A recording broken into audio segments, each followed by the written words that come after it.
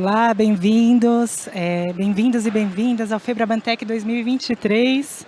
É um prazer estar aqui com vocês. O assunto do painel tem uma relação direta com confiança e é claro que a confiança é pedra angular do setor financeiro. O setor financeiro é construído nisso e nisso a gente começa a falar também de era digital, de ética, uma era digital que emprega essa abordagem ética para o tratamento de dados, inclusive, né, de dados pessoais e dessa capacidade que a gente tem de comunicação com o cliente, que é tão importante para a gente, né? A gente vem falando desde ontem, a centralidade do cliente, e nesse caso aqui também espera-se que nessa centralidade do cliente, a maioria das empresas, assim como os nossos bancos, as nossas instituições financeiras, estejam implementando soluções que levem em conta a accountability, a governança, para garantir a qualidade dos dados.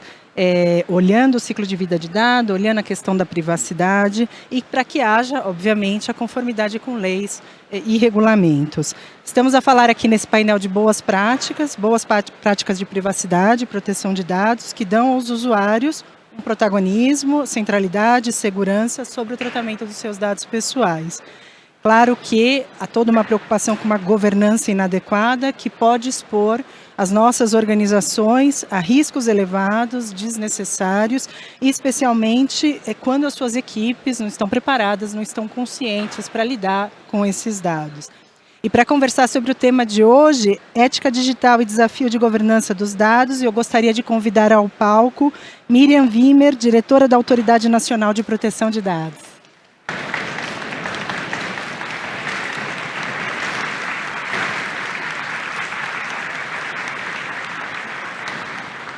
Jardel Luiz Carpes, diretor executivo interino de riscos da Caixa.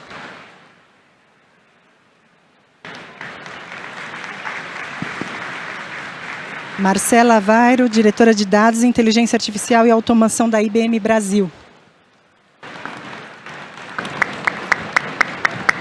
Patrícia Peck Pinheiro, CEO do Peck Advogados, membro do CNPD.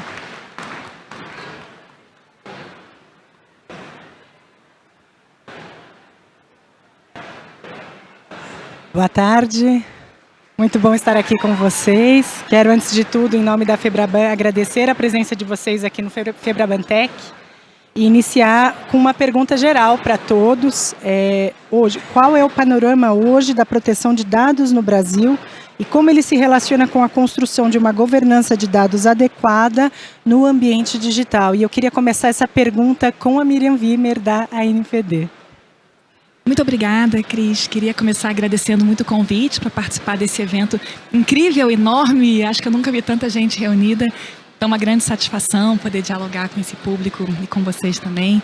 E eu queria, antes de começar a responder, só pegar 30 segundos para explicar o que é a LGPD, o que é a ANPD, porque ninguém é obrigado a saber, não é verdade? Então, a gente está aqui falando da Lei Geral de Proteção de Dados, uma lei aprovada em 2018, que entrou em vigor em 2020, que traz uma série de direitos para o indivíduo a quem os dados se referem, né, o titular de dados, e também traz uma série de obrigações para quem trata dados pessoais. O conceito de dado pessoal aqui é um conceito amplo, tá? Qualquer informação relacionada a uma pessoa natural identificada ou identificável é considerado um dado pessoal, e o tratamento de dados pessoais deve seguir uma série de premissas, uma série de condições.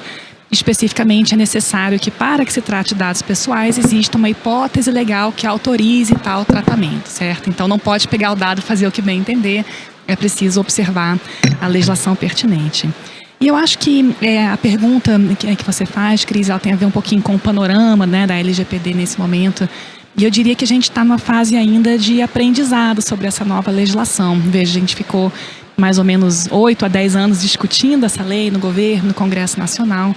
E quando ela foi aprovada em 2018, eu acho que houve um momento inicial de muita atenção por parte do mercado, por parte dos órgãos públicos, que aos poucos mingou um pouquinho, porque de fato a lei demorou para entrar em vigor, e que agora me parece que se acende novamente, uma vez que a ANPD, a Autoridade Nacional de Proteção de Dados, onde eu trabalho, está em condições já de iniciar e de concluir ações de fiscalização e de sancionamento. Então, a ANPD é uma autarquia especial, algo parecido com o Banco Central, eu diria, nesse sentido, com competências normativas, sancionadoras, fiscalizadoras, também atua como órgão central de interpretação da legislação e nós fomos constituídos também somente em 2020, e a visão que nós temos a partir desse curto período de 2 anos e pouquinho de vigência da lei, é que de fato a gente percorre uma curva de aprendizado de maneira otimista, eu diria, sabe?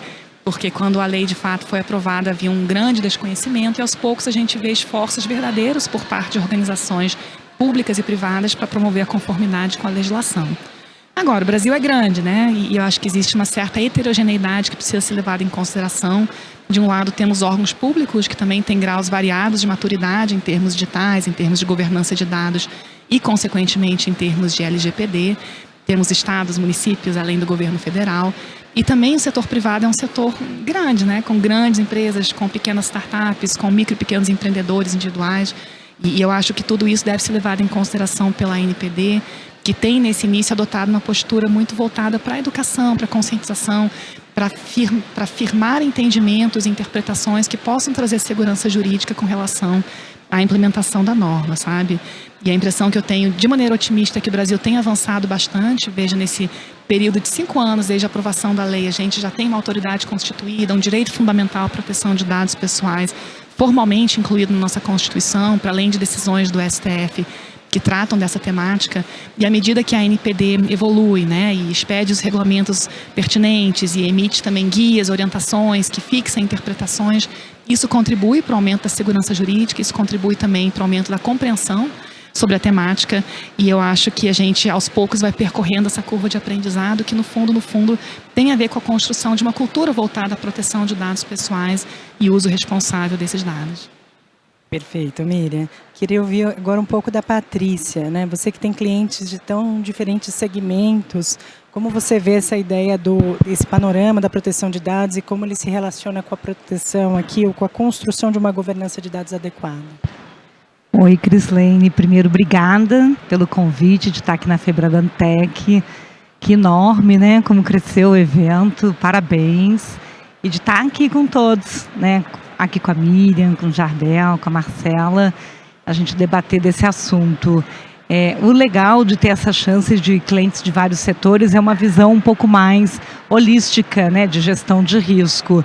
E que que eu posso compartilhar, né, assim, acho que a Miriam foi assim super assertiva em dizer que a gente não pode fazer puxadinho de dados, né, primeira coisa. Então, acredito que eu li muitas obras no meu doutorado, e quando eu estava no Max Planck, lá na Alemanha, tinha uma obra que falava assim, a Internet Governance by Contracts, né, que a gente governa a internet por contratos, por causa dos termos de uso, né, e tudo. Aí tinha uma outra obra, depois até posso passar esses autores, e dizia assim, Internet Governance by Law, né, que tinha que ter uma regulamentação internacional, um tratado internacional, que a gente devia entender que a internet é internacional. E eu me apaixonei por essa tese, né? Mas é difícil de viabilizar até hoje, né? E aí tinha uma outra obra que dizia, e aí eu acho que isso é talvez mais interessante da gente refletir, assim, Internet Governance by Ethics. E aí que são princípios éticos tão importantes que eu acredito que inclusive é a temática do nosso painel. E o que a gente percebe, mesmo que multissetorial, né, que o maior desafio com implementar a legislação de proteção de dados pessoais tem sido um trabalho de governança de dados. Porque se nós já soubéssemos, né, se as instituições já soubessem sobre a sua governança de dados, quando você chega com uma lei que fala sobre transparência, fala sobre segurança, finalidades específicas, ciclo de vida, eliminação de dados, de que eu tenho que saber quais são os meus titulares, seria fácil implantar. Então você vê que, de repente, eu não sei que dado que eu lido, para eu poder segregar o dado pessoal, eu não sei aonde ele para, eu multiplico base de dados, aí passou pandemia, aí virou trabalho híbrido, e aí vai todo mundo para casa, volta todo mundo de casa, né? E aí eu tinha política de mobile, aí bring your device, bring no device, bring o total devices, assim, sabe assim? E aí não era nuvem, vai todo para nuvem, multinuvem, todas as nuvens, né, que é o cloud. E aí acho que tudo isso junto significa que está um grande desafio. E está um desafio em todos os setores e todos os portos de empresa. Ele é um desafio, sim, técnico, ele é um desafio procedimental, ele é um desafio de políticas, de documentos. Tem quem faz tudo e não escreve, não tem documentação. Tem quem tem a documentação, mas não segue, que aí é um problema comportamental. Aí tem quem faz tudo isso, mas é atacado, porque aí é o problema de fora para dentro, porque sua marca é muito valiosa, você sai no jornal todo dia, o bandido diz, maravilha, mina de dados. Mina de dados, sequestro de dados, vou te chantagear, né? Então, assim, a gente está vivendo tudo isso. Então, Crislane, não está nada fácil. Posso dizer que a gente está realmente assim, ajudando muita gente, todos os setores, e não é um problema só no Brasil, é internacional. E ainda bem que temos a NPD para ajudar, e acho que está todo mundo precisando de orçamento. Então, gente, vamos votar, mais orçamento, mais orçamento. Acho que essa que é a missão aqui que a gente tem que ter. Para todo mundo, 2024 é mais orçamento. Perfeito, Patrícia. Aqui falando um pouco dessa ideia dos desafios, né, provocados aí até pela Patrícia. Jardel, você que lida aí com riscos, com desafios no setor financeiro, como você tem visto esse panorama de dados, essa coisa da governança e os desafios no setor financeiro? Primeiro, boa tarde. Obrigado pelo convite aqui para falar um pouquinho sobre isso. Assunto encantador. Lá na nossa empresa a gente discute muito desde 2018. O segmento financeiro, ele já parte de uma regulação muito grande, né? A gente sempre trabalhou com confiança dos clientes, com a crença de que a gente cuida bem das suas informações. Isso desde regulamentações colocadas por outras autoridades, como o próprio Banco Central, pela Lei Complementar 105, a Lei de Sigilo Bancário. Então, já se espera que os bancos tenham um zelo pelos dados dos seus clientes acima da média do mercado ou de outros segmentos. Isso significa que o desafio é menor? Não. Por quê? Porque o nosso segmento também, o segmento indústria financeira, ela é uma indústria dependente de dados.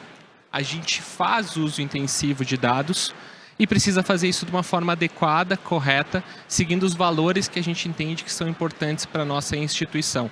Então, esse passo à frente, talvez, que a gente já tinha antes da própria LGPD com relação a essa preocupação, talvez ela estava mais voltada para a preocupação da segurança da informação, da segurança cibernética, mas quando a gente entra com a LGPD é um olhar um pouquinho diferente, né?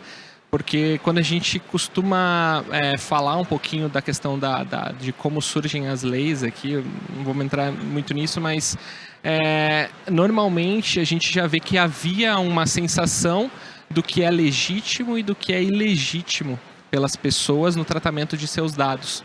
E a lei vem para dizer o seguinte, tá bom, então vamos separar o que é legítimo, a gente torna legal, o que é ilegítimo, a gente torna ilegal.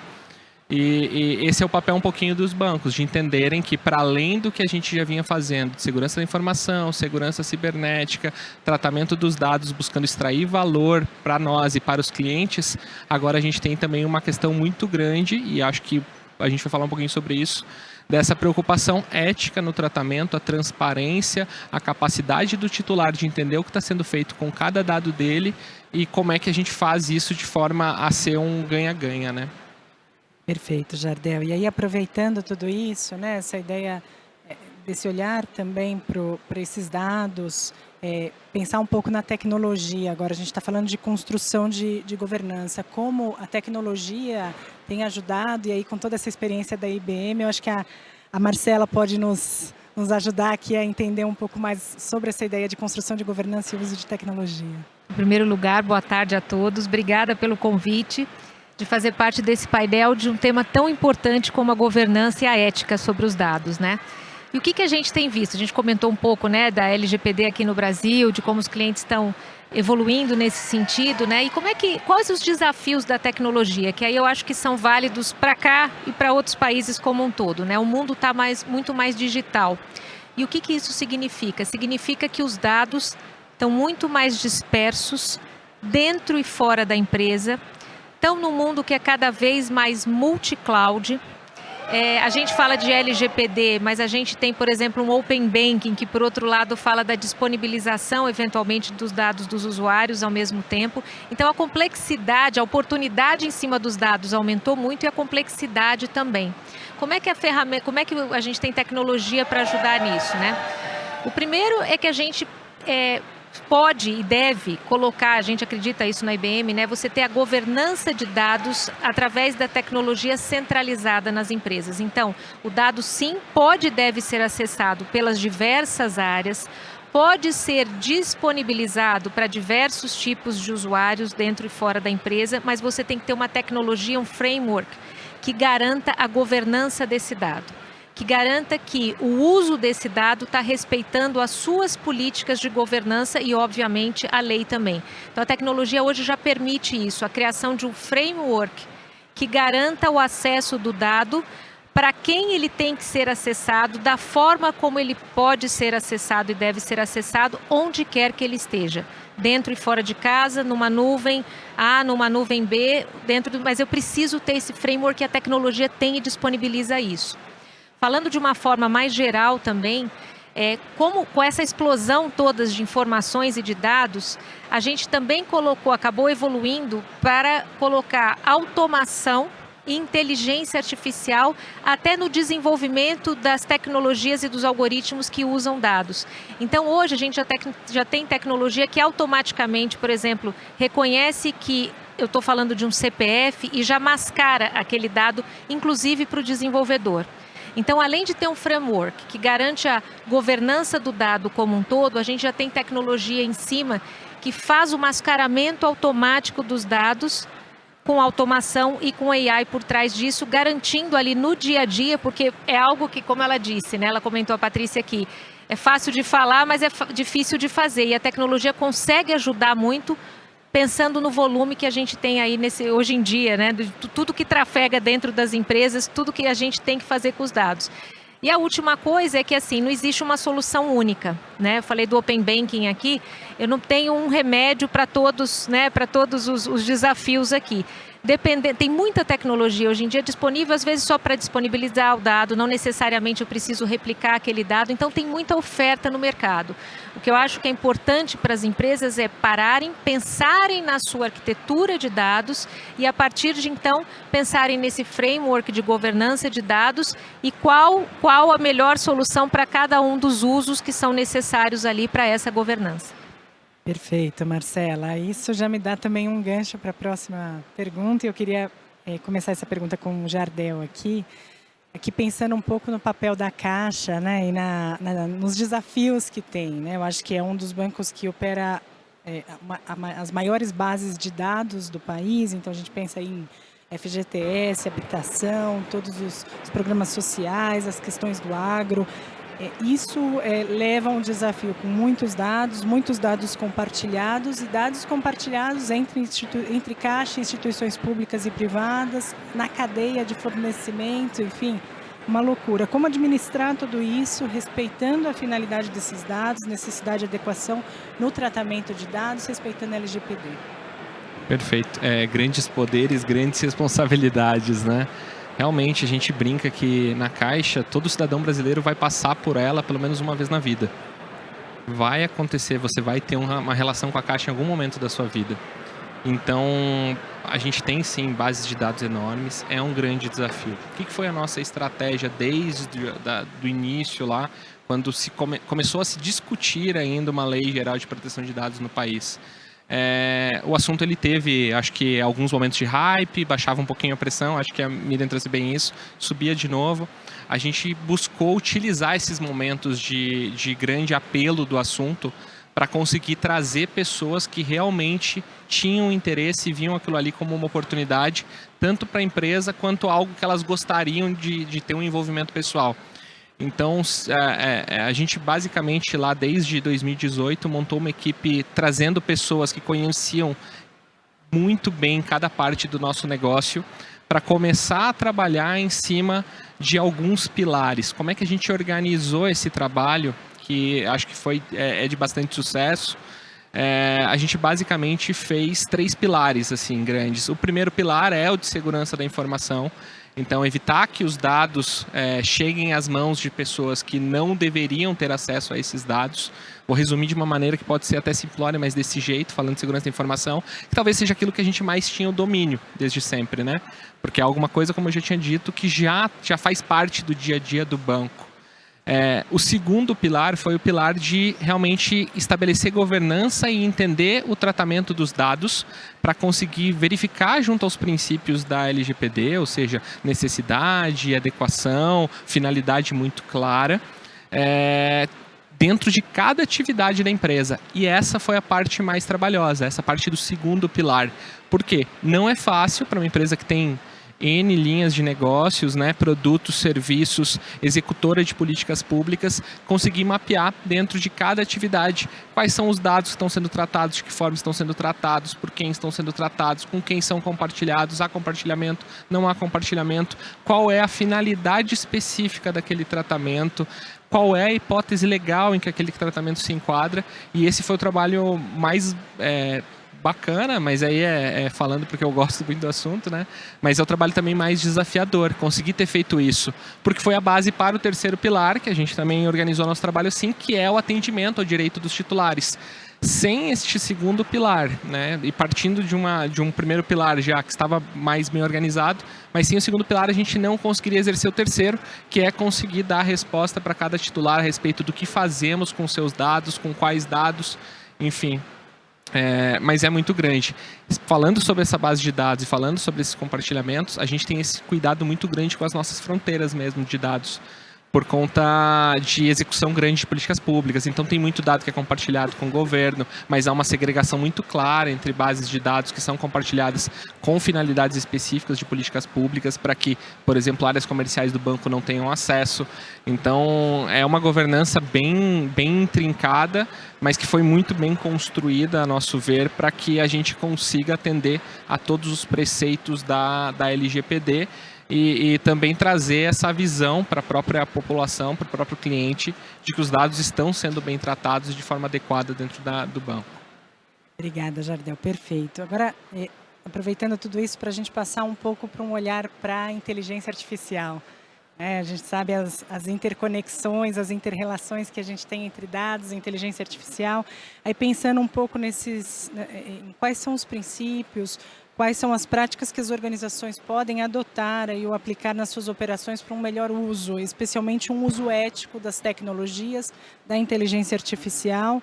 Também o impacto que essa ética que a gente tem construído como ideia de ética digital tem no tratamento de dados, especialmente tratamento de dados automatizado, que a LGPD já aborda. E nesse âmbito, né, qual seria aqui uma adequada aplicação das bases legais da LGPD no uso de dados pessoais pela inteligência artificial? E aqui eu queria ouvir um pouco da Patrícia, né, que estuda tanto tema há tanto tempo, e também da Miriam Wimmer. Então, por favor, Patrícia. Bem, Cris, obrigada, né? Eu comecei a estudar IA em 2013, né, por causa da tese de doutorado, e a gente não para mais de estudar. Primeiro eu queria dizer, dando um exemplo bem específico, acho que o Jardel foi muito, muito feliz em dizer sobre transparência, a Miriam comentou transparência, a Marcela também. A gente pode tratar dados pessoais para alimentar machine learning, mas tudo começa com a origem da base. Como eu legitimo essa entrada da base? Então, por exemplo, teve uma multa agora em autoridade europeia no ano passado, porque se colocou uma solução de IA para poder entender um pouco como é que era o atendimento de cliente. E aí o algoritmo, e é uma inteligência artificial, verificava inclusive o estado de humor do cliente nessa consulta de atendimento. Podia ser por texto, por áudio, e aí assim você podia depois voltar, e era instituição financeira. E a multa ficou superior a 1 milhão de euros, porque se entendeu que não houve uma transparência e nem a colocação de finalidade específica na política de privacidade, de que a base de dados também iria instruir algoritmos de inteligência artificial. O que para nós no escritório, a gente já faz alguns anos nos trabalhos que a gente realiza, que é uma linha a mais que você coloca na política de privacidade e proteção de dados, que fica pública e que fica com os titulares, de que também as bases de dados irão ser utilizadas para finalidade de instrução algorítmica. Então, acredito que assim, ela é uma legislação, a LGPD, viabilizadora das relações. Ela traz bases legais. Ela é uma lei de proteção de dados pessoais, não de proibição. Ela traz no seu artigo 2, permitir desenvolvimento econômico. Agora, não é de qualquer jeito. Não é mais aquela festa que acontecia, assim, sabe? Eu vou fazer qualquer coisa com dado, não conto nada para ninguém. Que é isso que a gente terminou. Um outro exemplo que eu vou dar é quando a gente usa reconhecimento facial. que o reconhecimento facial utiliza algoritmos que têm também aplicações que podem ter viés, é lógico. Tudo tem um lado bom e pode ter algum risco. Mas o que acontece hoje é que quando você vai analisar a taxa de assertividade, ela é muito distinta conforme o campo de aplicação. E com toda certeza, e a OMS, a Organização Mundial da Saúde, hoje recomenda o uso de reconhecimento facial em autenticação, inclusive de idoso, para a gente combater a próxima pandemia que é esperada em 2029. Em 2029 é esperada a grande crise digital, que a gente vai fazer aniversário de 100 anos da crise de 1929. Eu faço parte de um grupo de 28 países que está estudando isso. Então, a gente vai ter a crise de apagão energético, de apagão de conectividade, de apagão da nuvem, de crise de ataque de cyberguerra, que já começou agora com a Rússia, e a crise com cyberataques. E a IA, ela pode virar contra a gente se ela não for bem ensinada, bem treinada, se não tiver parâmetros de ética. Então, assim, o que vamos fazer a respeito? Então, a gente não pode ficar com medo, a gente tem que agir, usar as autoridades, mas precisa de política pública, porque exige investimento. A Marcela foi muito correta ao dizer que já temos tecnologia para nos ajudar nesses projetos. E o reconhecimento facial, hoje, ele está sendo mal interpretado. A gente está com os magistrados no Rio, na Emerge, que eu vou participar no dia 14 de julho, porque alguns juízes hoje, já chegando no tribunal, têm achado que autenticar com reconhecimento facial, eles acham que selfie não é assinatura. A gente fala, gente, a gente tem que ter um cuidado no Brasil, porque às vezes assim, como é que a gente consegue validar as teses jurídicas? Sendo que o reconhecimento facial é muito melhor do que as outras autenticações, tem que ser bem feito, a gente tem que fazer a inclusão humanizada do idoso, a própria ANPD já publicou que tratamento de idoso é de alto risco, os bancos, instituições financeiras lidam com o idoso, deviam lidar da forma mais adequada, o idoso foi transformado digitalmente na pandemia, sem o cuidado necessário, está sofrendo fraude, no final quem vai levar a culpa é a tecnologia? É a IA? Não, a culpa está sentada aqui. Está sentada nesse evento, porque a gente tem que fazer do jeito certo. Tem que fazer com políticas, tem que fazer com tecnologia, tem que fazer com campanha educativa. Isso tudo a NPD já disse também. Agora a NPD vai começar a multar, a gente está lá no conselho também. Aí quando começa a multar, o povo sai correndo. A bolsa cai, aí tem efeito, diz, ai, tadinho de nós. Não, a lei já está com vigência de 3 anos. E a culpa não é da tecnologia. E não é do viés, porque sempre vai ter viés em tudo, e a gente aprende com ele. E o reconhecimento facial pode nos ajudar a evitar a próxima pandemia, porque não tem toque físico. Então, só para dar 2 exemplos, e a inteligência artificial talvez ajude nós humanos a dar upgrade no próprio humano. Mas se ela não for bem treinada e não tiver um parâmetro de ética, que a gente chama de Lex Dataset, do começo, que a gente chama de Ethics by Design, com toda certeza que nem uma criança mal educada, um bot mal educado, vira contra a gente. Perfeito, Patrícia. Miriam? Obrigada, Cris, pela pergunta. Eu queria começar ressaltando um ponto que me parece muito central nessa discussão, que é a forte interface que existe entre inteligência artificial e proteção de dados pessoais, né? Porque a inteligência artificial é uma tecnologia que se alimenta de dados pessoais e não pessoais, mas dada a amplitude do conceito de dado pessoal que nós temos na LGPD, praticamente qualquer coisa pode potencialmente ser um dado pessoal. E daí a necessidade de pensar sobre IA e sobre suas potencialidades e benefícios, sempre à luz da legislação que já existe hoje, que é a LGPD, sem prejuízo de outras discussões que transcorrem atualmente no Congresso Nacional. E eu queria comentar que essa interface não é, enfim, uma exclusividade do Brasil. De fato, existem várias autoridades de proteção de dados pessoais pelo mundo que já se interessam pelo tema. Não é por acaso que o famoso ou infame ChatGPT já foi alvo de investigações por parte de autoridades de proteção de dados pessoais em outros países, justamente porque é uma tecnologia que, primeiro, é treinada com base em bases de dados, que incluem dados pessoais, e, em segundo lugar, produz efeitos que afetam os direitos, né, e as expectativas dos indivíduos em diferentes dimensões. Então, no caso ChatGPT, por exemplo, houve questionamentos sobre, enfim, hipóteses legais que autorizariam o uso de certos dados para treinar aquele sistema, uso de dados de criança e adolescente, né, respostas equivocadas que poderiam afetar situações jurídicas de indivíduos. Eu acho que isso tudo revela a necessidade de pensar com muito cuidado sobre à luz dos impactos que essa tecnologia pode gerar sobre um direito fundamental, que é o direito fundamental à proteção de dados pessoais. E eu acho que a sua pergunta foi muito feliz, Cris, porque você toca numa questão que eu acho particularmente delicada, que é a questão das bases legais, né, para o uso de dados, seja para treinamento desses sistemas de IA, ou seja, a partir dos efeitos daí decorrentes, né? Então, como eu mencionei no início, a LGPD é uma norma que ela adota uma abordagem ex ante de proteção. Quer dizer que para que você possa tratar um dado pessoal, é primeiro preciso ir lá na lei e ver se existe uma hipótese que autoriza esse tratamento. E aqui um equívoco muito comum é achar que a única hipótese, ou a melhor hipótese, é o consentimento, né? Então, muitas pessoas acreditam, bom, se eu obtive um consentimento, então beleza, está valendo.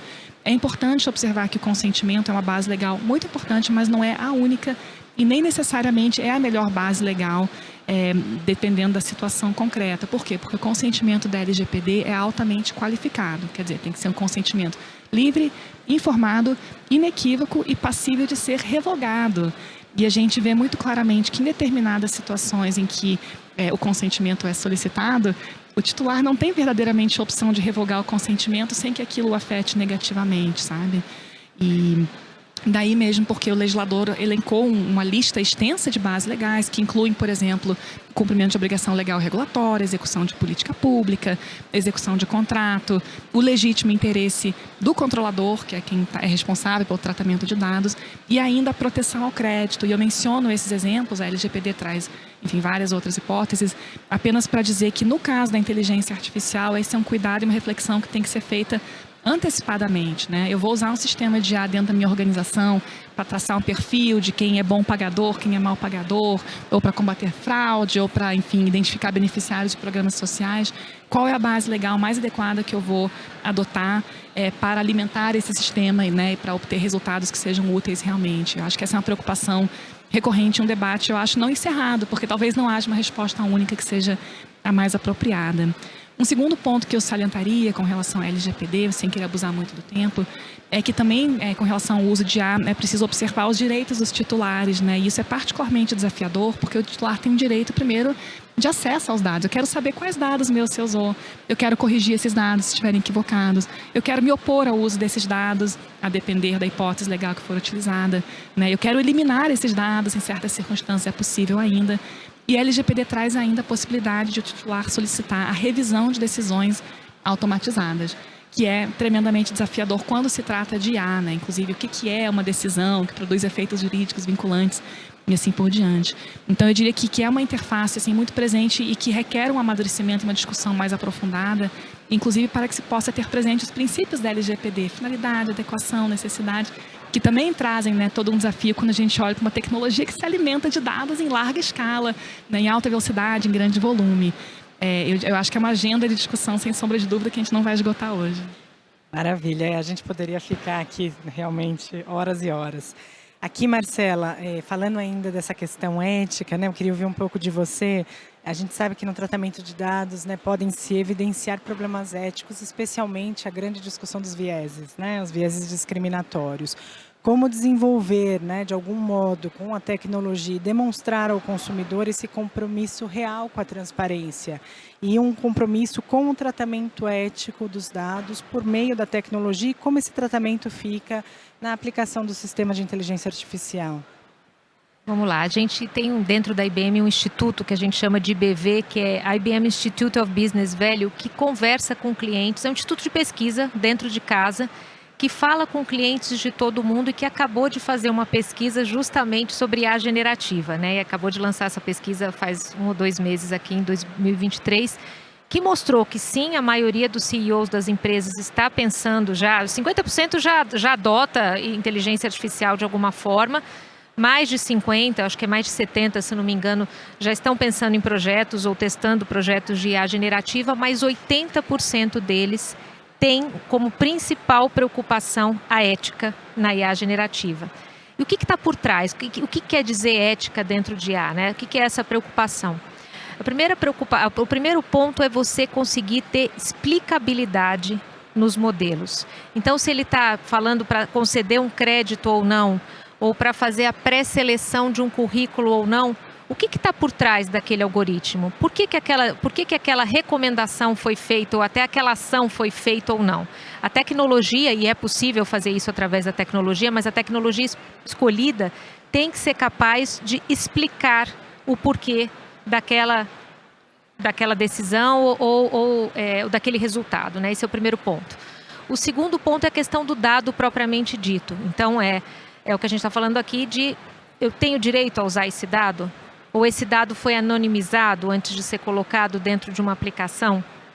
Ou o meu dado, ao utilizar o dado da minha empresa, e a gente já viu empresas com problemas aí, né? A gente tem alguns países que proibiram o uso como ela comentou, né, do ChatGPT, e tem também empresas que por enquanto falaram, peraí, vou parar porque o meu dado vazou, usei para uma patente e de repente o meu código vazou ali no meio. Então, a preocupação com o dado do cliente, do dado do colaborador e com os dados estratégicos mesmo da empresa é uma segunda preocupação, a ética no uso do dado na criação desses modelos, né? O terceiro ponto é o viés. E a gente tende a confundir, às vezes, viés com preconceito. Não necessariamente é preconceito, mas ele existe, ele vai acontecer. E eu tenho que ter ferramental por trás que monitore os meus algoritmos de inteligência artificial e que mostre que, eventualmente, eles estão enviesados para que eu possa fazer as correções. Então, isso sim é possível, tem tecnologia para isso, mas é preciso que exija essa preocupação. Exista essa preocupação e o emprego da tecnologia adequada, claro, né? E o último ponto é a confiança. Confiança no modelo. Não é só a explicabilidade, mas a confiança, a gente fala às vezes de alucinação da IA, né? Eu tenho que ter algoritmos e ferramental forte o suficiente para não alucinar, ou para que tenha uma curadoria por trás também desses modelos, uma governança por trás dos modelos de inteligência artificial, para que eu realmente confie e possa adotar cada vez mais a inteligência artificial dentro da minha empresa, nos meus processos e em tudo mais. Então, para o uso corporativo, essa questão ética, com todos esses fatores que eu coloquei aqui, confiabilidade, viés, transparência e respeito ao dado, são fundamentais para a gente poder escalar e ganhar a escala que a IA vai ganhar, mas que tem que ter essas preocupações dentro das empresas para o uso corporativo. Perfeito, Marcela. A gente tem enfrentado muito uma discussão de ponderações, né? Explicabilidade versus segredo de negócio, realmente aproveitar essa inteligência artificial e ao mesmo tempo ter uma supervisão humana adequada. E aqui nesse contexto a gente se mantém ainda na discussão da ética por design, aí, digamos assim, e pensando um pouco ainda, né, pegando esse gancho de tudo que você falou, como eu traço uma estratégia no uso de dados pessoais e no uso da tecnologia para me manter nesse padrão do Ethics by Design, como eu crio um ambiente efetivamente de colaboração num ambiente absolutamente competitivo, em que eu tenho que, às vezes, enxergar, né, essa questão ética para que a competição não prevaleça de forma negativa ou contrária à ética. Eu queria ouvir um pouco de você sobre isso, também explicando um pouco até, né, da sua relação de dia a dia desses conceitos do Ethics by Design e aí da sua experiência com a IBM. Vamos lá, nós primeiro na IBM adotamos o Ethics by Design em todos os produtos que a gente leva, produtos e serviços que a gente leva para o mercado, não só os produtos de IA, mas todos os produtos. E o que é, né, o Ethics by Design? É um framework que garante que a tecnologia, o algoritmo, o serviço que a gente está colocando no mercado, primeiro ele é para melhorar a inteligência humana, melhorar a capacidade humana, ele é para produzir resultados positivos e é óbvio que para ter esse tipo de análise a gente tem que avaliar também, tem que ter um damage control, tem que avaliar as consequências negativas, os riscos de se colocar aquela tecnologia no mercado, né? E como é que a gente garante isso, né? Como é que a gente trabalha nesse framework? Primeiro, a gente tem que trabalhar com ferramentas e best practices e a gente trabalha dentro de casa, de novo, no desenvolvimento dos nossos produtos, com esse framework de colocando a ética em primeiro lugar, de novo, não só ferramental, mas best practices também. Depois você tem que, óbvio, colocar isso em prática, né? Então, o planejamento e o framework de ferramentas e best practices, colocar em prática e monitorar. E eu vou dar um exemplo aqui, você falou muito de reconhecimento facial, né? A gente chegou a ter um algoritmo de reconhecimento facial que a gente resolveu tirar por um tempo do mercado. A gente tirou do mercado por avaliar que naquele momento ele estava produzindo um impacto mais negativo do que positivo, gerando às vezes prisões indevidas, gerando preconceitos e outras coisas. Então, na prática a gente viveu isso. E isso é para ilustrar também que é um ciclo, que eventualmente você chega, as circunstâncias vão mudando, não é one size fits all, não é uma regra que vale para tudo também, então eventualmente uma tecnologia, a gente monitorando, começa a perceber que o impacto naquele momento é mais negativo do que o impacto positivo que ele produz, e então a monitoração tem que ser constante. E a gente trabalha com 3 princípios principais, e não é agora que está se falando muito, há muito tempo já, a gente tem 3 princípios principais. O primeiro é a questão do uso da tecnologia e da IA principalmente para melhorar de novo a inteligência e o alcance da capacidade humana, sempre fazendo com que a gente seja mais produtivo. A própria vacina só foi possível ser criada, as vacinas, em tão pouco tempo, com o uso de tecnologia de inteligência artificial. Então, sempre olhando para um efeito positivo. O segundo ponto é a preservação dos dados. Então, o dado é de quem é do dono, né? E isso, de novo, e a gente usa isso dentro de casa, e acabou também de lançar um framework de produtos pensando nisso. Uma das coisas é um framework para IA generativa, com o dado já tratado, anonimizado, curado dentro de casa, para eu ter certeza que eu não estou colocando nada no mercado com dados que eu não poderia ter utilizado também. E o terceiro ponto é a transparência. Em tudo que eu colocar, eu ter explicabilidade, eu conseguir demonstrar, né? Não precisa abrir tudo, mas eu tenho que ter essa explicabilidade. E a gente sabe que em outros países já existem até legislações no sentido de uso dessas tecnologias, somente se for possível explicar o modelo que está por trás. Então, já existe legislação nesse sentido, né? Que cobre essa explicabilidade nos modelos. Perfeito, Marcela. Queria ouvir um pouco do Jardel, também aí olhando um pouco o mercado financeiro em relação a esse tema, Ethics by Design, como adotar uma estratégia no uso de dados pessoais e no uso da tecnologia, aí com um enfoque mais bancário. Privacy by Design, se a gente precisar de um argumento, a gente está aqui entre muitas pessoas aqui trabalham no mercado financeiro, se não todas. Talvez um dos melhores argumentos é: por que Privacy by Design? Dinheiro. É mais eficiente. Você consegue ganhar dinheiro com isso ou perder menos dinheiro com isso. Se você pegar desde a época lá de estudos sobre eficiência em projetos, efeitos de mudanças tardias, lá aqueles estudos da NASA da década de 80, bom, enfim, que traz essa visão de que quanto mais tardiamente você precisa fazer ou adotar alguma mudança, alguma coisa mais radical dentro do seu projeto, mais essa mudança custa e menos eficiente seu projeto se torna. Então, assim, toda vez que você for lançar um produto ou serviço financeiro e você começar a pensar em privacidade, começar a pensar em proteção de dados, começar a pensar em como você está tratando os dados do seu titular, do seu cliente, do seu empregado, do seu parceiro de negócios, quem for, só lá no final, com certeza você vai ter um dispêndio muito grande e isso vai impactar o budget do teu projeto, do teu produto, do teu serviço. Então, um dos apelos com certeza é esse. Então, todas as empresas aqui, pelo menos do ramo financeiro, possuem uma governança muito clara para seus produtos, serviços, inclusive com a visão de regramento, atendimento às leis, regulações do setor.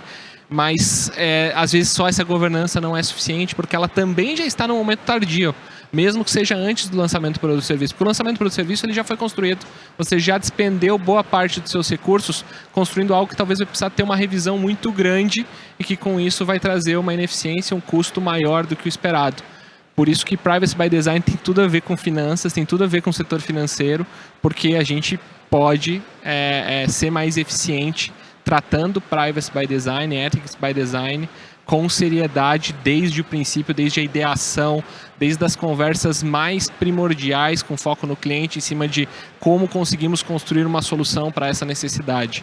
Então, basicamente isso, falando para finanças, falando de dinheiro, né? Perfeito. Eu queria ouvir um pouco da Miriam, nesse Ethics by Design, uso de dados pessoais, como você tem visto isso? Perfeito. Eu acho que a Marcela e o Jardel já tocaram em muitas questões e eu queria só pensar alguns pontos adicionais, né? Eles falaram muito de confiança, dos benefícios econômicos também, de se adotar esse tipo de postura dentro de uma empresa.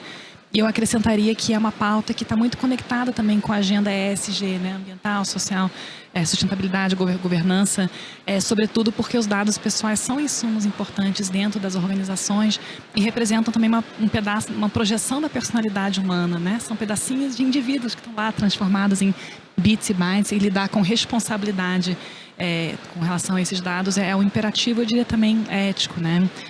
Eu acho que tem um aspecto que é importante lembrar também, é que a própria LGPD, embora trate, enfim, de dados pessoais de maneira não tão específica, ela fala da necessidade que os agentes de tratamento adotem medidas para prevenir qualquer forma de tratamento inadequado ou ilícito, não é só incidente de segurança. Então, quando a gente fala em tratamento inadequado ou ilícito, a gente inclui também, obviamente, usos que sejam eticamente questionáveis. E a LGPD fala que essas medidas têm que ser concebidas desde a fase de concepção do produto ou do serviço até a sua execução e, na verdade, ao longo de todo o seu ciclo de vida, como a Marcela vinha mencionando. Então, além do imperativo ético, das vantagens econômicas, eu diria que tem também uma obrigação legal aqui que tem que ser observada aos tratar dados pessoais, levar em consideração desde o início essas preocupações com privacidade e com ética. Eita, Miriam. Patrícia que gosta tanto desse tema, a gente conversa tanto sobre isso, né, Patrícia? Queria ouvir um pouco você aí. Ethics by Design, o uso de dados pessoais, o uso da tecnologia, essa ideia da colaboração versus competição nesse processo todo. Bem, Cris, a gente vai olhando o relógio ali e vai dizendo, ai, que dó, que vai acabando. A gente não precisa nem fazer nossos truques de truco. Mas acho que a gente está indo bem, viu? A Miriam, Zardel, Marcela, todo mundo obediente, viu, gente? Que a Cris aqui falou com a gente que a gente tinha que cumprir o horário. Só estou contando que a Cris disciplinou todos os painelistas aqui, ela é ótima. Cris, primeiro, eu queria comentar que, assim, não tem mais hoje em dia espaço, né? Para empresas que não querem seguir uma agenda ESG, que não lidem com ética, com transparência, porque a gente vive a sociedade do máximo da exposição, da superexposição. Então, eu estava conversando com o ministro Barroso, tive com ele lá no STF, a gente ia falar de inteligência artificial. Aí a gente estava conversando sobre isso, que ele falou assim, Peck, vem aqui me contar mais sobre algoritmos. Que está todo mundo querendo saber de algoritmo, eu também, né? E aí, logicamente, né, acho que em todos os ambientes da sociedade, inclusive também a nossa casa Supreme Court, nossa casa superior aí da justiça, vai poder intimar o ChatGPT. Todo mundo, vem cá me contar.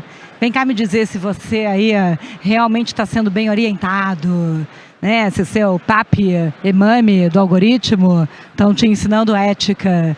Eu publiquei recentemente um artigo muito interessante que é sobre ética algorítmica baseada na ética de Aristóteles, né? Que todos têm que ter um caráter. O algoritmo também. A gente tem que ser ensinado a ser bom, senão a gente se desvia. E aí eu estava comentando com ele sobre o Victor, que é também o algoritmo do STF. E como agora ele vai conviver na justiça digital, assim, com outros amiguinhos, que ele agora está mais aberto, socializando, sabe, interagindo com outros bots, ele está sujeito às más companhias digitais, como nossos filhos. E aí eu disse assim, ministro, vem cá, como é que a gente vai proteger o Victor, né, de um outro algoritmo que vem ali fazer uma fake news nele? Né? Porque o ChatGPT hoje em dia, por exemplo, tem 40% de resposta fake news. Né? A Lupa fez essa verificação. A culpa é dele? Não, ele está sendo treinado, está aprendendo, mas ele tem que fazer alertas. Quem usa tem que saber que corre risco de propriedade intelectual, de ética, de cibersegurança, tudo isso. Então ele é jovem, ele é um baby. Ele é um bebê, ele não é o Watson que tem anos. Entendeu? Então, assim, os algoritmos também ficam madurinhos, mas os que estão novinhos, cuidado com quem ele vai dizer, porque pode ser que você não possa confiar nele. Mas não é que ele não é confiável para sempre. Por isso que algoritmos, em ponto de vista de valuation, os trabalhos que a gente faz de avaliação, de valuation, de due diligence, ele é o inverso do software. Quanto mais tempo passa, ao invés de ele sofrer obsolescência, ele vale mais. Que nem o ser humano devia ser assim, né? Eu acho que quanto mais velho, ao invés das empresas mandar a gente embora, a gente devia valer mais. Porque a gente ficou melhor, a gente ficou mais madurinho. Mas não, o mercado de trabalho às vezes faz o contrário, né? Só que na Ásia, né, no Oriente, eles entendem que quanto mais velho você é, mais experiente, mais conhecimento, faz equipes multidisciplinares, multidade, multicultural, que também é a equipe algorítmica, também tem que ser assim para reduzir viés. Então, a grande vantagem hoje é que a gente conectou elderly, né? A gente conectou os mais idosos com os algoritmos na internet e isso vai dar, sim, os super algoritmos. Eles vão ficar super inteligentes com aprender com os idosos, coisa que hoje o jovem, o neto, não quer saber do vovô. Mas o algoritmo quer saber do vovô. E aí eles vão ficar mais inteligentes do que a gente, porque eles estão ouvindo os idosos. Esse foi o tema da minha palestra hoje de manhã em Amsterdã. Eu fui até Amsterdã e voltei, gente. Olha que maravilha, eu adoro isso. Eu adoro o poder digital e eu estou aqui com vocês agora. Então, eu queria fazer um comentário que eu até anotei aqui, que eu acho que é super legal para fazer um fechamento, é que os robôs seguem regras. Eles seguem regras melhor que os humanos. Eu gosto de contar esse caso bem rapidinho, se você me permitir, Cris, porque quando eu tinha 6 anos de idade, meu pai faleceu num acidente de carro. E isso me deixou muito agoniada. Eu sempre fiquei pensando, por que o ser humano não segue regras de trânsito? A culpa não foi dele, foi do motorista de caminhão. E toda pessoa hoje, quando eu vou nas escolas, a gente tem um instituto que ensina ética digital.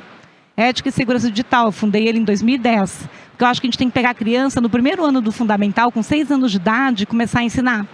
Senha segura, identidade, sabe? As regras. Que adianta fazer lei e não educar? O Brasil se perde por causa disso, né? Porque a gente não ensina. E aí, se você perguntar hoje para uma criança desde os 6 anos, olha, você sabe quando a gente vê o semáforo? E o semáforo muda do verde para o amarelo? Está escrito no Código de Trânsito que a gente tem que desacelerar, porque vai vir o vermelho. E aí a gente tem que frear.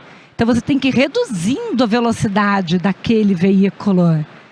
Mas sabe o que o ser humano faz quando ele vê o semáforo mudar do verde para amarelo? É unânime. O que as crianças respondem? Me digam, mais alto. Acelerar. Eu acho incrível. E eles nem precisaram ainda passar pelo curso de carta. E eles já sabem que todo mundo acelera quando vira do verde para o amarelo. É o oposto da lei. Mas quando a gente pega um Smart Car, que eu participei do projeto, fui visitar a BMW em Munique, quando eu estava lá, de Smart Car, a lei alemã de carros inteligentes é de 2017. Quando você ensina um algoritmo de carro inteligente, a lei do trânsito, ele aprende na hora. E ele aplica 100% do aprendizado, ensina 100% dos coleguinhas dele carro a respeito daquilo, em rede neural. E nós aqui vamos numa palestra, a gente escuta tudo, aprende, não aplica. O ser humano não aplica o que aprendeu e não ensina os coleguinhas.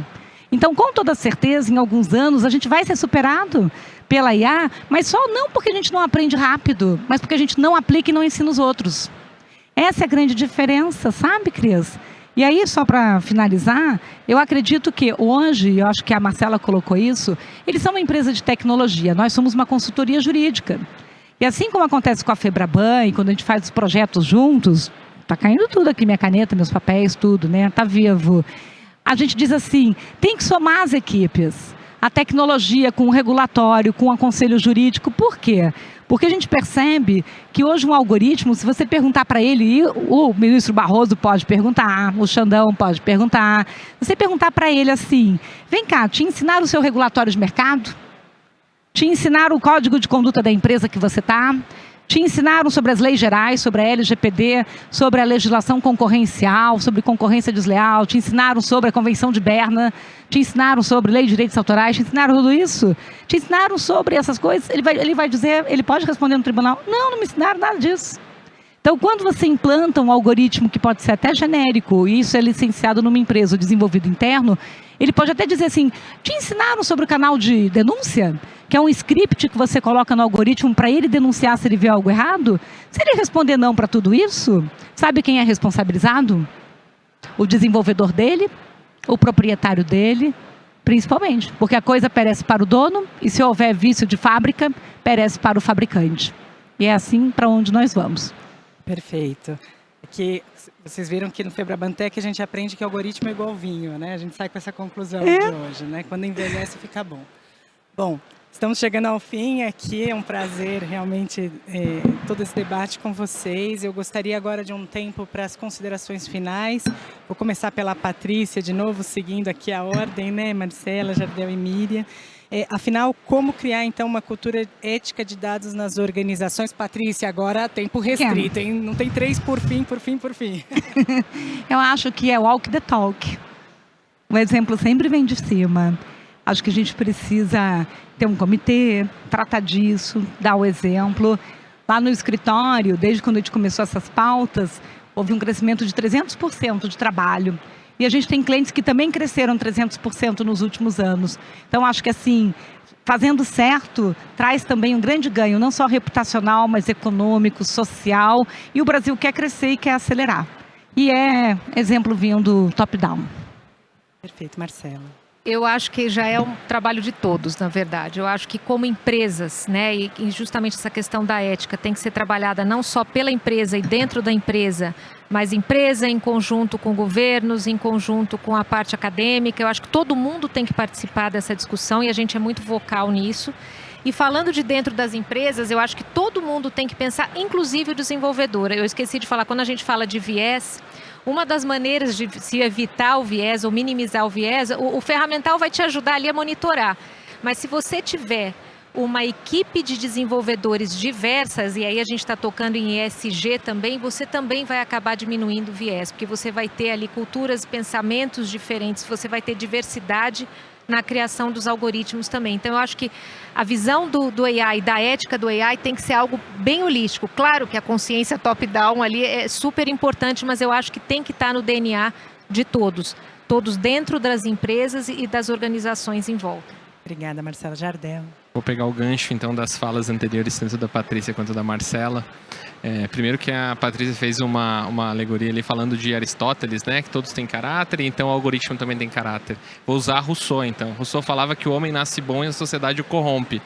Então o algoritmo nasce bom e o homem o corrompe, é isso, treinando ele de forma inadequada. Mas, brincadeiras à parte, eu acho que essa questão da ética dentro do tratamento de dados e dentro da proteção de dados pessoais, ela não está isolada da ética dentro da empresa.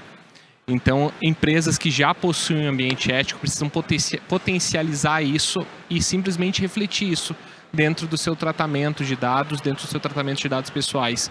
Então, essa valorização dos próprios valores intrínsecos da empresa, do ambiente ético que já está ali constituído, ou não, que pode ser um problema, né? Mas se já tiver um valor ético e uma ética muito forte na empresa, facilita muito o trabalho. E aí, de novo, olhando para o lado financeiro, conheçam suas atividades, o tratamento de dados que é realizado, porque tratando e conhecendo bem o tratamento de dados pessoais, você vai conhecer como um todo como extrair valor dos dados da sua empresa. Então a gente tem que olhar esse lado bom que a LGPD pode ser o gatilho, a alavanca para a gente acionar e trazer ganhos para dentro da nossa indústria também. Obrigado, viu? Perfeito, Jardel. Agora ouvir a Miriam, cultura ética de dados nas organizações, e aí também acho que um pouco um olhar da sociedade. Sim, então para mim é uma honra fazer esse comentário final depois de ouvir os meus colegas. E claro que só me resta concordar com o que foi dito, obviamente, mas talvez acrescentar um ponto a partir do olhar do regulador, né? Porque para mim, como pessoa sentada dentro da NPD, como é que eu faço para promover essa cultura? Que instrumentos estão ao meu dispor? E aí eu diria que não existe uma abordagem única, não tem bala de prata no fim das contas. E uma comparação que me ocorre muito frequentemente diz respeito ao uso da faixa de pedestre em Brasília. Então eu não sei o público aqui se é de São Paulo, se é de outros estados. Eu sou do Rio. Eu cresci no Rio, onde o trânsito não é conhecido pela sua civilidade, né? To put it mildly, né? É um trânsito muito caótico, mesmo com o sinal aberto, você corre o risco de vida séria ao atravessar a rua. E quando eu mudei para Brasília, em 2007, quando eu passei no concurso, aconteceu uma coisa mágica, que é assim, você para na rua, você faz assim, na faixa de pedestre, os carros param. Você fica, meu Deus, os carros estão parando para mim, não tem sinal, não tem guarda, não tem nada, por que os carros estão parando? E eu lembro de conversar com meus amigos que são brasilienses, né? Diz, cara, que mágica é essa? O brasiliense é diferente, a água, é o ar, o que acontece que aqui os carros param, né? E ele me relatou que foi fruto, não assim, espontaneamente da bondade dos brasilienses, mas sim de uma política pública estruturada em várias vertentes, né? Então, inicialmente, uma forte campanha de educação por parte do governo do DF, anúncios, placas, televisão, rádio, pare, faça a coisa certa para os motoristas e também para os pedestres. Pedestre, dê sinal de vida quando você for atravessar, sinalize, aguarde o carro parar. E, claro, multas, né? Então, educação, orientação, sancionamento quando necessário. E a gente tem hoje em Brasília uma cultura em que, de fato, o brasiliense se orgulha de fazer a coisa certa, que eu acho que é muito interessante, né? Então, eu dirijo hoje, quando eu vejo um carro que não para, eu já digo, deve ser de outro estado. Não é daqui essa pessoa, porque aqui a gente respeita as normas porque a gente sabe que é certo, né? Ainda que não tenha guarda, ainda que não tenha radar. E eu acho que é uma metáfora interessante para a gente também pensar em termos de promoção de uma cultura dentro da organização, para que ao final as pessoas se orgulhem de fazer o que é correto, ainda que não haja ali um enforcement, um guardinha, né, com um apito ou com um bloquinho de um talão de multas para aplicar ali no momento. Então, enfim, agradeço mais uma vez, Cris, espero ter contribuído aí para os debates. Sem dúvida, enorme contribuição de vocês aqui, uma honra participar desse debate né, com vocês. E em nome da Febraban, eu agradeço demais pela participação de vocês no painel, engrandeceu aqui o nosso evento. O Febrabantec está com tudo esse ano, realmente o maior evento aqui até o momento. E agradeço também ao nosso público, eu vi, né, auditório lotado, agradeço muito pela participação de todos aqui. E o público também que acompanhou a gente virtualmente, muito obrigada e espero encontrar vocês por aí.